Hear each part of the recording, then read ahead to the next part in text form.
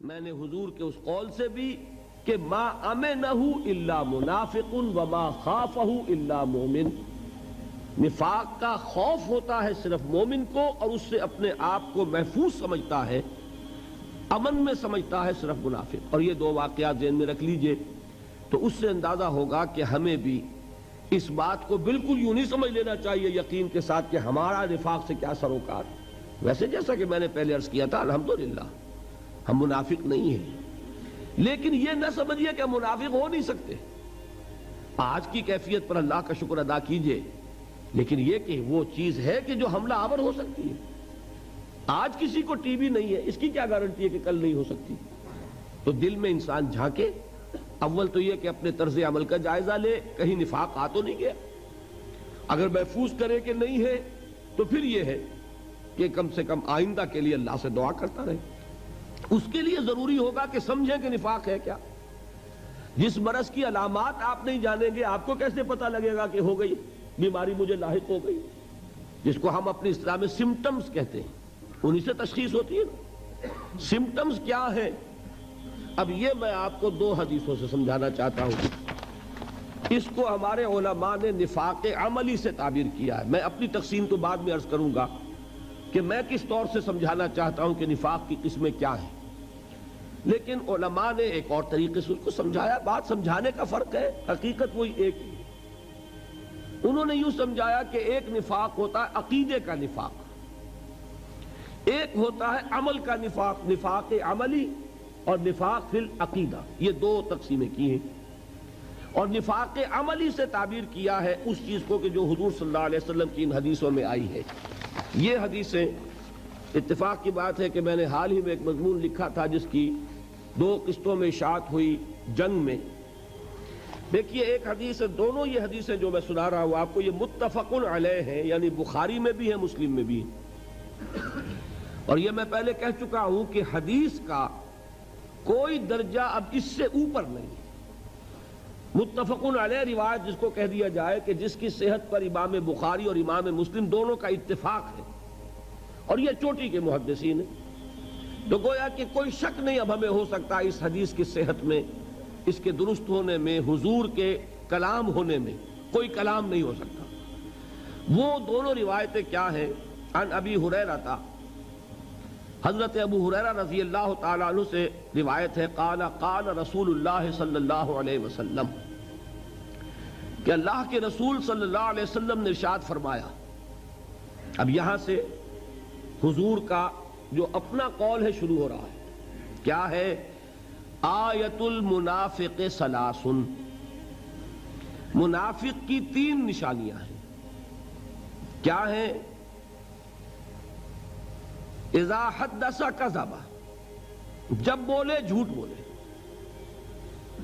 واذا وعد اخلف، جب وعدہ کرے خلاف ورزی کرے، واذا اؤتمن خان، اور جب اس کے پاس امانت رکھوائی جائے خیانت کرے۔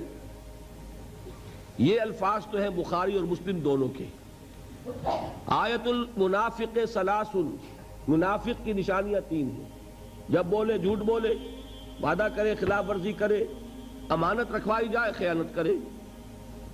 اس کی جو روایت آئی ہے مسلم شریف میں، اس میں مزید الفاظ یہ ہیں، وَإِن صَامَ وَصَلَّى وَزَعَمَ أَنَّهُ مُسْلِمٌ، خواہ ایسا شخص نماز پڑھتا ہو، روزہ رکھتا ہو، پورا یقین رکھتا ہو کہ میں مسلمان ہوں، اگر یہ چیزیں اس میں موجود ہے تو وہ منافق ہے۔ اس میں تو بہت زور پیدا ہو گیا۔ وَإِن صَامَ، خواہ وہ نماز روزہ رکھتا ہو، وَصَلَّى، اور نماز پڑھتا ہو، وَزَعَمَ أَنَّهُ مُسْلِمٌ، اور اسے زعم ہو کہ وہ مسلمان ہے، لیکن یہ کہ اگر یہ تین صفات اس میں ہیں وہ منافق ہے۔ دوسری حدیث سنیے، یہ بھی متفق علیہ، اس کے راوی ہیں حضرت عمر کے صاحبزادے عبداللہ رضی اللہ تعالی عنہما، وعن عبداللہ ابن عمرو، نہیں یہ حضرت عمرو ابن العاص کے صاحبزادے ہیں۔ ایک حضرت عمر ہیں خلیفہ ثانی جن کا واقعہ میں نے آپ کو سنایا، وہ عمر ہیں۔ ایک عمرو ابن العاص ہیں جو گورنر تھے مصر کے، اس میں واو آتا ہے، لوگ عمرو پڑھ دیتے ہیں اس کو، وہ غلط ہے۔ عمرو واو نہیں بولے گا اور عین پر زبر ہے، یہ ہے عمر، حضرت عمر رضی اللہ تعالی عنہ خلیفہ ثانی فاروق اعظم، اور وہ ہے عمرو ابن العاص، میم پر جزم ہے، عین پر زبر ہے۔ تو حضرت عمرو ابن العاص کے بیٹے کے نام بھی عبداللہ ہے، ان کی روایت ہے قال قال رسول اللہ صلی اللہ علیہ وسلم، وہ فرماتے ہیں کہ نبی اکرم صلی اللہ علیہ وسلم نے ارشاد فرمایا اربعن، چار خصلتیں ایسی ہیں من کن فیہ کان منافقا خالصا، کہ جس میں وہ چاروں ہوں گی وہ تو کٹر منافق ہوگا، خالص منافق۔ اب کوئی لفظ مشکل نہیں ہے اس میں، اربع یہ آپ سب جانتے ہیں، چار چیزیں، من کن فیہ جس میں وہ ہوں گی، کانا منافقا خالصا وہ خالص منافق ہوگا۔ اس خالص کا ہماری زبان میں کٹر جو ہے وہ صحیح مفہوم ہے۔ ومن کانت فیہ خصلۃ، اور جس میں ان میں سے ایک خصلت ہوگی، منہن ان میں سے، کانت فیہ خصلۃ من النفاق تو اس میں نفاق کی ایک خصلت ہوئی۔ اب اس کو آپ خود کیلکولیٹ کر لیجئے، 4 سے 100% منافق ہو گیا تو 1 سے 25% ہو گیا، 2 ہے تو 50% منافق ہے، 3 ہے تو 75% منافق ہے۔ یہ تو اس کے ہیں فل ان دی بلینکس۔ حضور نے 2 چیزیں بیان فرما دی، جس میں چاروں ہے وہ تو منافق ہے خالص 100%، جس میں ایک خصلت ہے اس میں اسی نسبت سے نفاق موجود ہے۔ وہ 4 کیا ہیں؟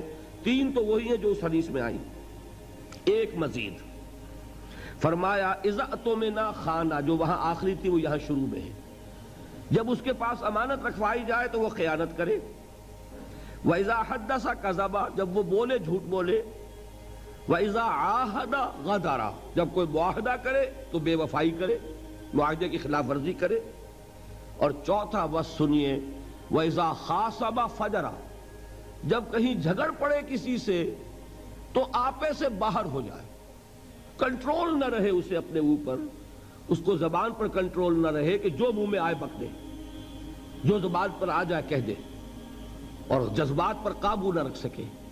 آخر اختلاف تو ہو ہی جاتا ہے، لیکن یہ کہ اختلاف میں بھی انسان وہ ہے کہ جو اپنے آپ کو قابو میں رکھے۔ تو یہاں چوتھی صفت یہ بیان کی اذا خاصم فجر، فجر کے معنی پھٹنا، یہ فجر جو ہے پاؤں پھٹنے کو فجر کہتے ہیں۔ رات کی تاریکی کا پردہ چاک ہوتا ہے اور وہ دھاری نمودار ہوتی ہے، فجر ہے، والفجر ولیال عشر، تو پھٹنا اس میں ہے۔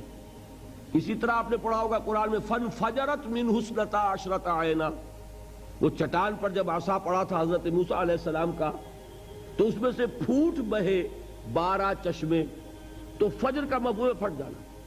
تو جیسے انسان پھٹ جاتا ہے، ایکسپلوڈ ہو جاتا ہے، یہ آپ لفظ استعمال کرتے بھی ہیں، کوئی شخص ضبط کیے ہوئے ہے، آپ کی 10 باتیں تو اس لیے 11ویں کے اوپر ایک دم ایکسپلوڈ ہوتا ہے۔